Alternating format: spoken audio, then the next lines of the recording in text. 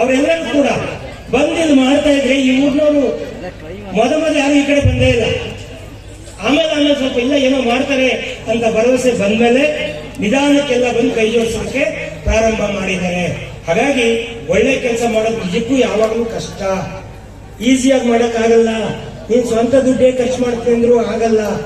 ಆದ್ರೆ ಸಂಜೆ wine centre ಹತ್ರ ಕೂತ್ಕೊಂಡ್ರೆ ಎಷ್ಟು ಜನ ಬೇಕು ನಿಮ್ಗೆ ಅಭಿಮಾನಿಗಳು?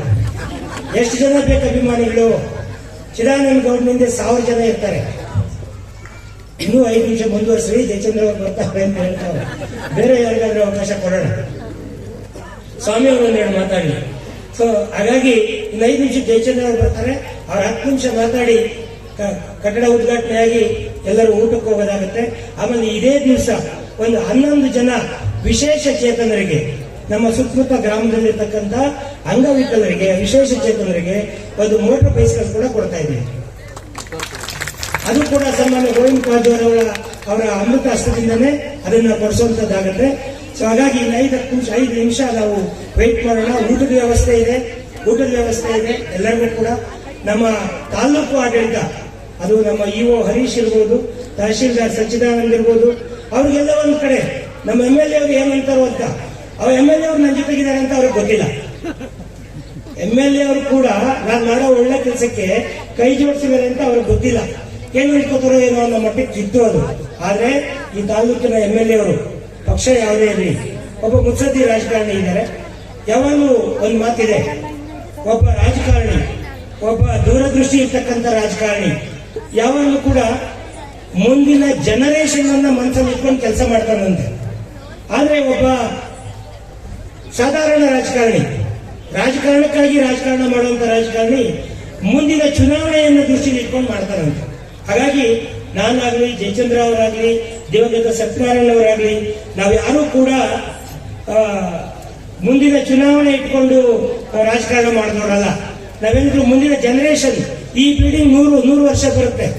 ಜಯಚಂದ್ರ ಅವರು ಏನ್ ನೀರು ತಂದ್ರು ಹೇಮಾವತಿ, ಅದು ಇನ್ನು 100 ವರ್ಷ ನಿರಂತರವಾಗಿರುತ್ತೆ. ನಮ್ಮ ಕಾಲದಲ್ಲಿ ಯಡಿಯೂರಪ್ಪನವ್ರು ನೀರು ಕೊಟ್ಟರು, ಜಯಚಂದ್ರ ಅವರು ಕಾಲುವೆ ಮಾಡಿದ್ರು.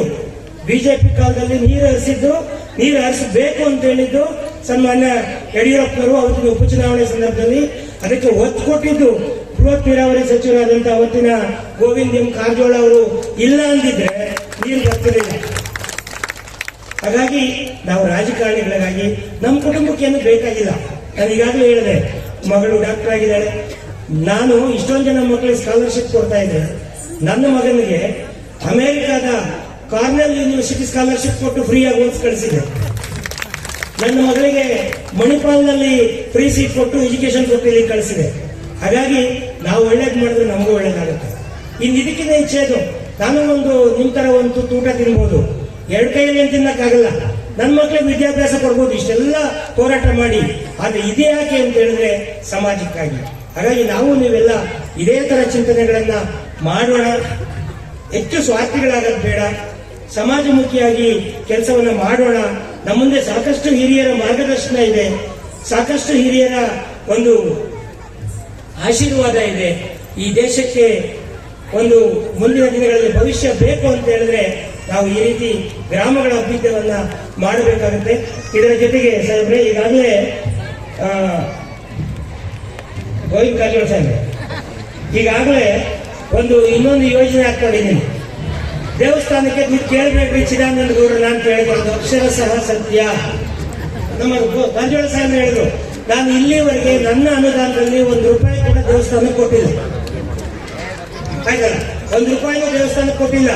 ಆದ್ರೆ ಹೇಳ್ತೀನಿ ನಾನು, ದಯವಿಟ್ಟು ದೇವಸ್ಥಾನಕ್ಕೆ ದುಡ್ಡು ಕೇಳಬೇಡಿ. ನಿಮ್ಮ ಮಕ್ಕಳಿಗೆ ಏನಾರ ಅವಶ್ಯಕತೆ ಇದ್ರೆ ಕೇಳಿ. ಇಲ್ಲಿ ನೋಡಿ, ದೇವಸ್ಥಾನ ಎಷ್ಟು ಚೆನ್ನಾಗಿ ಕಟ್ಟಿದ್ದೀವಿ ಕೊಟ್ಟು. ಆದ್ರೆ ಸ್ಕೂಲ್ ಹಿಂಗಿದೆ. ಸ್ಕೂಲ್ ಹಂಗಾಗ್ಬೇಕಾ ಬೇಡ? ಹಂಗಾಗಲೇಬೇಕು. ಆ ಕಾರಣಕ್ಕಾಗಿ ಇದನ್ನ ಮಾಡ್ಕೊಂಡು ಬಂದಿರೋದು. ನಾವೆಲ್ಲ ಈ ದಿಕ್ಕಿನಲ್ಲಿ ಯೋಚನೆ ಮಾಡೋಣ. ನಿಮ್ಮೆಲ್ಲರ ಆಶೀರ್ವಾದ, ವಿಶೇಷವಾಗಿ ತಾಯಂದ್ರು, ನನ್ನ ತಾಯಿನ ವ್ಯಕ್ತಿ ಮೇಲೆ ಕರೆದಿಲ್ಲ ಆಗಿದೆ.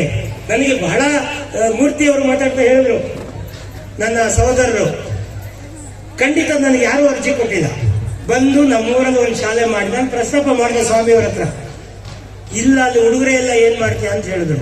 ಇಲ್ಲ ಒಂದು ವ್ಯವಸ್ಥೆ ಮಾಡೋಣ ಅಂತೇಳಿ ಈ ಕೆಲಸ ಮಾಡಿದ್ದಾಗಿದೆ. ಇದು ಒಂದೇ ಅಲ್ಲ, ಶಿರಾ ನಗರ ಇರ್ಬೋದು, ಹಾಗೆ ಬರಗೂರು ನಾನು ಓದಿದ ಶಾಲೆ. ನಾನು ಹೇಳಿದೆ, ಬರಗೂರು ನನಗೆ ಒಂದು ಕನಸುಗಳನ್ನು ಕಟ್ಟಿಕೊಟ್ಟಂತ ಶಾಲೆ. ಅವತ್ತು ನಾನು ಸ್ಕೂಲ್ನಲ್ಲೆಲ್ಲ ಓದಿದ್ದು, ಯೂನಿವರ್ಸಿಟಿ ಓದ್ದೆ ಅನ್ನೋ ಮಟ್ಟಕ್ಕೆ ಆ ಸ್ಕೂಲ್ ಇತ್ತು. ನಮ್ಮ ಸ್ನೇಹಿತರು ಕೂತವ್ರೆ, ವರ್ಕೇರಪ್ಪ ಅವರೆಲ್ಲ ಬಂದವರು ಇಲ್ಲಿ, ಈ ಎಲ್ಲ ಜೊತೆಗಾರರಲ್ಲಿದ್ದವರು ಅವರೆಲ್ಲ ಬಂದಿದ್ದಾರೆ ಇಲ್ಲಿ. ಆ ಶಾಲೆ ಹೆಂಗಿತ್ತು ಅಂತ ಹೇಳಿದ್ರೆ, ನಮ್ಮೊಂದು ಯೂನಿವರ್ಸಿಟಿ ಚಿಕ್ಕ ಕಣ್ಣುಗಳಿಗೆ ಹಂಗೆ ಕಾಣೋದು, ಅಷ್ಟು ಚೆನ್ನಾಗಿತ್ತು ಆ ಶಾಲೆ. ಆ ಶಿಕ್ಷಕರು ಇವತ್ತು ಕೂಡ ಅಷ್ಟು ಚೆನ್ನಾಗಿದ್ರು. ಆ ದಿಕ್ಕಿನಲ್ಲಿ ಯೋಚನೆ ಮಾಡಿ, ನಾನು ಅಧಿಕಾರ ತಗೊಂಡಿದ್ದೀನಿ, ಅವಕಾಶ ಇದೆ, ನನಗೆ ಬರ್ತಕ್ಕಂಥ ಅನುದಾನ ಏನಿದೆ ಅಥವಾ ನನ್ನ ಸ್ವಂತ ಹಣ ಏನಿದೆ ಎಲ್ಲವನ್ನೂ ವಿನಿಯೋಗ ಮಾಡಿ ತಾಲೂಕಿನಲ್ಲಿ ನನಗೆ ಎಷ್ಟು ಸಾಧ್ಯ ಆಗುತ್ತೆ ಅಷ್ಟು ಶಾಲೆಗಳನ್ನ ಕಟ್ಟಬೇಕು. ಈ ಬಡ ಮತ್ತೆ ಪ್ರತಿಭಾವಂತ ಮಕ್ಕಳಿಗೆ ಅವರವರ ಊರಲ್ಲೇ ಶಿಕ್ಷಣ ಸಿಗುವಂತ ಒಂದು ವ್ಯವಸ್ಥೆ ಆಗಬೇಕು ಅನ್ನೋ ಕಾರಣಕ್ಕಾಗಿ ಇವತ್ತು ಇಷ್ಟೆಲ್ಲ ಶ್ರಮಪಟ್ಟು, ಶ್ರಮ ಇದೆ ಇದರಿಂದ. ನಾವು ನೋಡುವಷ್ಟು, ನೀವು ನೋಡುವಷ್ಟು, ಇನ್ನೊಬ್ರು ಮಾತಾಡ್ಕೊಳ್ಳುವಷ್ಟು ಸುಲಭವಾದ ಕೆಲಸ ಅಲ್ಲ. ನಾನು ನನ್ನ ಶಾಲೆಗೆ ಪ್ರೆಸಿಡೆನ್ಸಿ ಶಾಲೆ ಅಂತ ಯಾವತ್ತೂ ನಾನು ಹೇಳೇ ಇಲ್ಲ. ನಾನು ಹೇಳೋದೆಲ್ಲ ಅದು ಪ್ರೆಸಿಡೆನ್ಸಿ ಶಾಲೆ, ಇವೆಲ್ಲ ನನ್ನ ಶಾಲೆಗಳು, ಸರ್ಕಾರಿ ಶಾಲೆಗಳೆಲ್ಲ ನನ್ನ ಶಾಲೆಗಳು. ಆ ಕಾರಣಕ್ಕಾಗಿ ಈಗ 1 ತಿಂಗಳಿಂದ ಸತತ ಪ್ರಯತ್ನ ಪಟ್ಟಿದ್ದೀವಿ. ಇದರ ಉದ್ಘಾಟನೆ ಈ ಊರಿನ ಗ್ರಾಮಸ್ಥರಿಗೆಲ್ಲ ಮನವರಿಕೆ ಮಾಡಿ, ಇಲ್ಲಿ ಹಳೆಯ ವಿದ್ಯಾರ್ಥಿಗಳು ಯಾರಿದ್ರು ಅವರಿಗೆಲ್ಲ ಫೋನ್ಗಳು ಮಾಡಿಕೊಂಡು, ಪಾಪ ಹೆಣ್ಣು ಮಗಳು ನಾರ್ತ್ ಕರ್ನಾಟಕದವರೇ, ನಮ್ಮ ಗೋವಿಂದ ಕಾರಜೋಳ ಅವ್ರ ಕಡೆಯವರೇ ಇಲ್ಲಿ ಬಂದಿದ್ದಾರೆ. ಹೆಡ್ ಮಿಸ್ಟ್ರೆಸ್ ಅವರ ಹೆಸರು